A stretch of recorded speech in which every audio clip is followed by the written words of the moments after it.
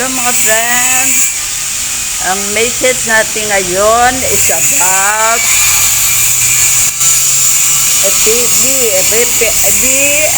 people person.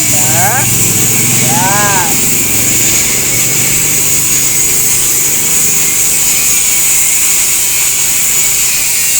If to taking a criticism, yan yan ang dahilan na hindi ako nakamisid kahit may ginagawang sa ginalekturan ko, no? Sa balkonahin namin may ginagawang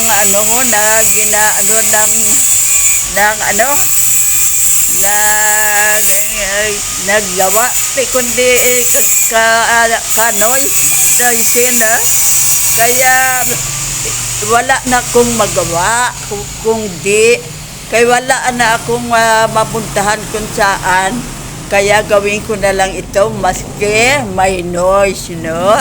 Kaya sa morning sana pero busy sa trabaho ang gumawa ng mga mga food na sa front namin na may karinderya, kaya yan ang dahilan na hindi ako naka-message. Kay very noisy ang ng trabaho, no? May hammer nga may kaya ngayon lang ako na hindi tama ka noise na. Kaya ito ang ating topic ko, kung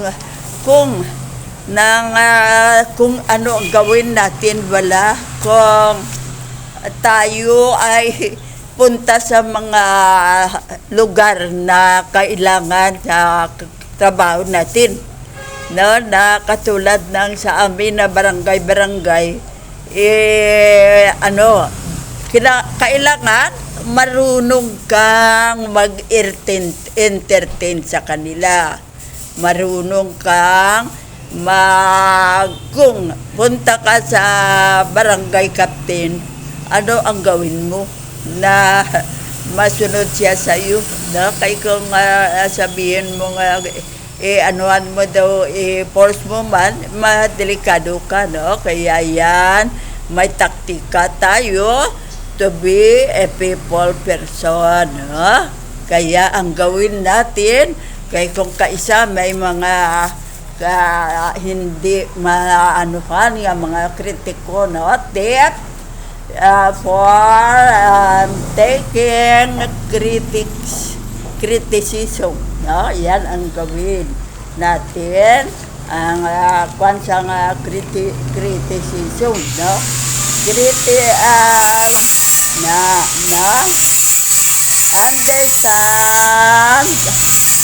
Understand the difference, and because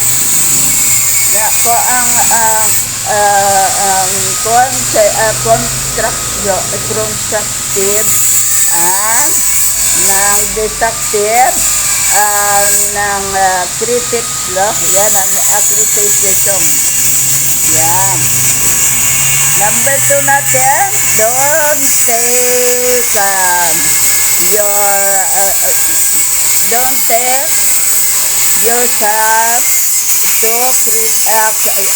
criticize seriously. So hindi mo pang serious ang mga kung kaisa may mga hindi maintindihan na daw medyo sa'yo short, pero wag mong sa isip at sa wag kay ikaw ang may kailangan sa kanila, kaya ang pasensya mo mahirap, no? Yan ang gawin natin, no? Yan.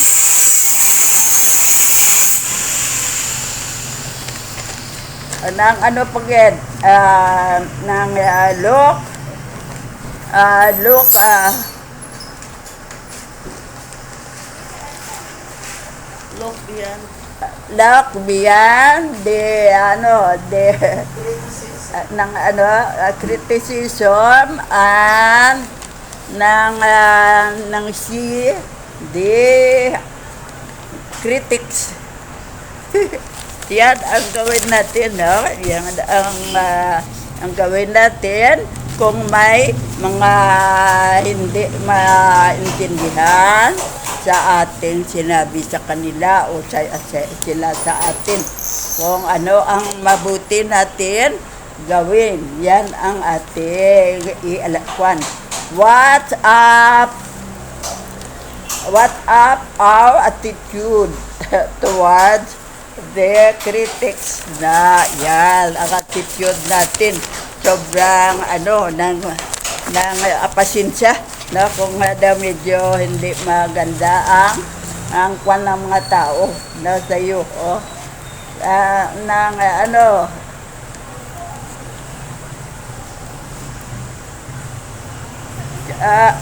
criticize that good poor people get criticized, realize that good people get criticized. Yan ang gawin natin, no? Mahirap sa mga people, sa mga people daw, mag-entertain sa mga people. Number 6 natin, keep ng physically and spiritually in shape. Don't just see the critics. Number 8 natin, wait for time to prove them wrong.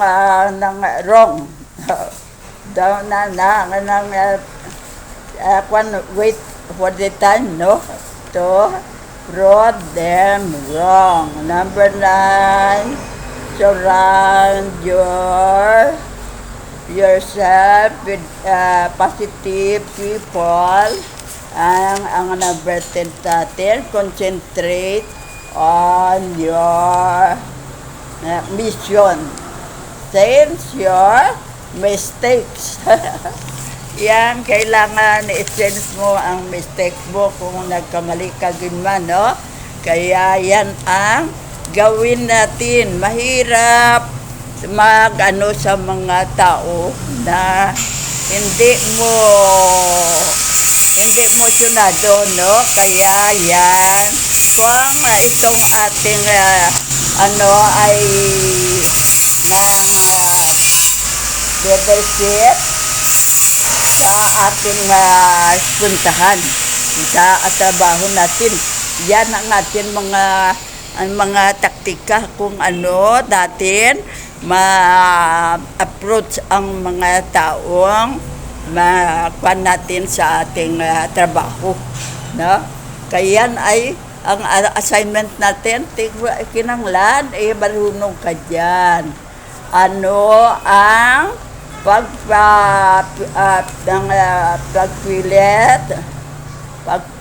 pagpalit mo, no? Yan. Pagpalit mo ng approach naman, no? Ipagpalit mo ang affirmation sa accomplishment, no? Pagpalit ang secondly sacrifice for Christ.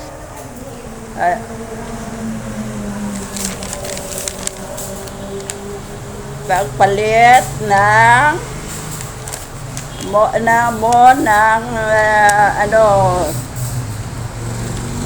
financial gain para sa potential, ano? mo sa hina, hinahanap, no? Yan. Pagpalit mo ng ano, ng immediate pleasure, no? And personal growth. Yan. Pagpalit no ng pag ano exploration ng blessing. Ipagpalit mo ang gratification and sa quality ng buhay, no? Buhay. Yan ang ating gawin, no? Kaya sa ating trabaho, no? Sa ating trabaho, no? Katulad ng aming trabaho, napakahirap makisama sa mga tao, no? Na hindi mo kakilala at hindi mo sunado, no? Kaya may tao dyan na may sinusuplado din ang ano. Kung i-anuhan mo din na suplada ka rin, ikaw ang talo. Kaya ikaw ang may kailangan sa kanila, no? Mahingi ka ng tulong sa kanila, katulad sa aming trabaho yan na sa City Health, no? Kaya kailangan ang todo pasensya at ang mabuting pag-approach. Anong mabuting pag-approach natin sa mga taong yan? Kung lang, kung pwede. Kung pwede. Ano ba? Kung pwede. Pwede ba namin ma-inspeksyon ang ano mo, ang poultry mo o ang piggery mo? Hindi siya hindi. Kaya kung pwede. Kung hindi naman siya hindi, kaya may pulis kami kasama. Ano sa iyo? Sa police department tayo storytelling kung ano ang magawa natin dito para ma-solve natin ang ating problem. Akala nyo madali lang at napaka-easy lang ng trabaho namin. Hindi. Kung hindi ka marunong, may kaaway ka. Kaya wala akong kaaway. Sila yung may kaaway sila, kaya ang pag-approach nila, akala nila kay nasa government sila nakatrabaho, mas mataas sila sa mga taong sa barangay lang. Huwag mong underestimatein ang mga taong yan. Huwag mo silang ipakita na mas baba sila sa sayo. Kung dyan ka sa barangay, huwag kang magpasikat, no? Ay, ako nakatrabaho ko si Health, ha? Ako ang sanitary inspector ninyo dito, kaya ako na ang gusto ko sundin nyo. Hindi yan ang approach mo. Kay sa kanila ang lugar, kaya tayong mga may inspection sa kanila ay siya ang magpaano, no? Nagpaano ka, okay lang, mag-under sa kanila, no? Sila ang may power. Kaya sila ang nakatira sa ganyang lugar. Kaya, sa iyo? Pwede kaming ka-inspection sa poultry mo. Hindi na nasakinti. Tingnan. Manicure ta. Ha? Kamot kagtiin. Sige. Kay siling ni madam, naglakat na kamo sa ospital. Ang kamot. Oo. Linggo kayo wala to sa katapos. Oo, man. Te, sila katapos na? Si Oo. doon na tapos. Diriyo, oo. Ate, sige, Sorry sige. ka diyo. Sige. Wala lang na. Kaya yan ang ating ang ating topic, be a person be a people person. Kaya yan. Yun ang lahat na gawin mo ay please. Kung pwede. At thank you. Yan ang gawin natin. Hindi tayo magsabi na, ito gawin mo ito ito no? Ito 30 mo poultry itong gawin mo. Hindi ganyan. Ito ang gawin mo. Sa'yo, Abi, ikaw ang owner ng poultry ito. Ano ang gawin natin dito? Siya ang magsabi ito, i-clean ko. Pila ka din. Anong tayo pila ka ano. So, sige lang ma'am, hindi na 3 days, clean na yan. Kaya ipaano ko sa mga tauhan ko dito. Yan ang ating gawin. Hindi natin sila obligahin at anuhin, no? Kay hindi na sila. Kay katulad ng sabi ko na may isang bahay na ang ano niya ang ugas ng ng mga plate o mga walang ang kuana ng water nagkuana ng amoy na kaya wala hindi ng walang kuan lang nang ito open. Ang nangyari, marami ang nag-complain kay napaka-sama ng amoy. Pagpunta ng isa kong kasama, then sabi niya, ano mo na ito ha? Itong gawin mo. Hindi ko. Akin itong lot na ito. Ano lang kuya kung mabaho man bahala na kag hindi ako susunod sa iyo. Napahiya. Sanguli ako naman ang pinadala ng aming health officer. Sinabihan ko, ma'am, napakaganda tani ng bahay mo pero may nag-complain na ganito. Ano sa iyo? Ano ang gawin natin? Ito ang sabi niya. Sa iyo ma'am, ito sana ang gawin ko. Okay kung ano ang mo, ito ang gawin natin. Kung gusto mo, ma-open tayo na pet no, magano tayo ng ang ating kwan dito ng mabutangan ta ng ng babuhot tayo, no? At saka maglagay ng bato, stone at kung hindi man no?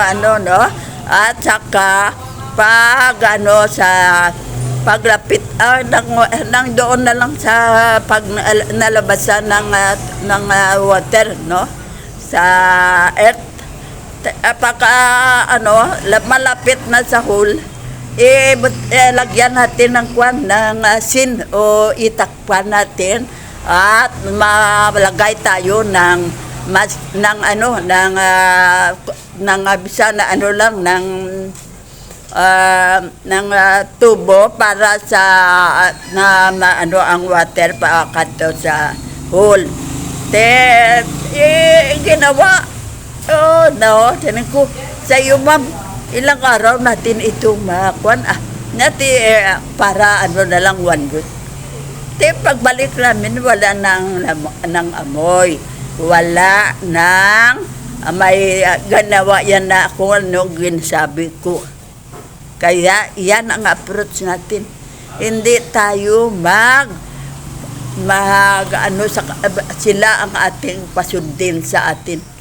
Kaya may reason sila na ang bahay nila yan, maski Maski kuwanan ng mga ng kuwan ng dog o kun na tao na mga dirty ng tao at dog, bahala na basta kay aking ang luti. Kaya mga friend, yan ang ating kuwan sa ngayon. Kaya napakaingay ang aking message. Kung kaysa nag-ano na ang akong hindi na ako ka-translate sa Tagalog ng aking ano kay ang ng sound. Kaya mga friend, pasensya muna.